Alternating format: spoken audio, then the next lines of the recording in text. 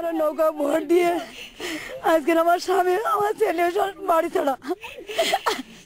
ঠাকুরাবাদের হাজারী সরকার নিজে কোনোভাবে বাড়িতে টিকে থাকলেও জীবনের নিরাপত্তায় স্বামী ছেলেকে যেতে হয় আত্মগোপনে। ইউনিয়নের ঠাকুরাবাদ, বালাবাড়িয়া, গায়াখালী ও হাঁসখালী গ্রামের কয়েকশো হিন্দু পরিবারের দশা এখন হাজারীর মতোই। কেউ আহত হয়ে গেছেন হাসপাতালে, কেউ বা আবার প্রাণ ভয়ে আত্মগোপনে। আমার নৌকা ভোট দিয়েছি এই বলে প্রচন্ড আকারে মারধর করেছে। ভুক্তভোগীরা জানান ২২ মার্চের ভোটে আওয়ামী লীগের চেয়ারম্যান প্রার্থী শহীদুল ইসলাম পিন্টুর পক্ষে ছিলেন তারা, কিন্তু নির্বাচনে জিতেন আওয়ামী লীগের বিদ্রোহী প্রার্থী সেলিম রেজা।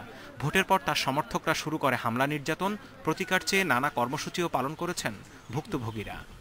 যারা নৌকায় কাজ করেছে, নৌকার পক্ষে জেতানোর জন্য, জননেত্রী শেখ হাসিনার মুখে হাসি ফোটানোর জন্য যারা চেষ্টা করেছে, তাদের মারপিট, খুন, জখম, অনেক রোগী এখন হসপিটালে।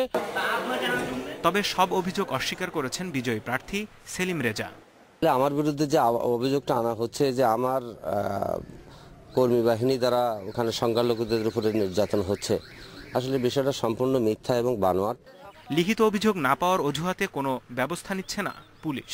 স্পেসিফিক কেউ এসে বলে নাই যে আমাকে মেরেছে বা আমার এই ক্ষতি সাধন করেছে। আমরা লোকজনের ফোনে যেভাবে বলেছে, আমরা শুধু নিয়ন্ত্রণ জন্য এখানে যে নিয়ন্ত্রণ করেছি। সহিংসতাপ্রবণ সাতক্ষীরায় ভোটের আগে পরে নানা সময় আক্রমণের মুখে পড়েছে হিন্দু সম্প্রদায়ের লোকজন। তারপরও এবার ভোটকে ঘিরে বিশেষ কোনো নিরাপত্তার আয়োজন ছিল না প্রশাসনের। Independent news.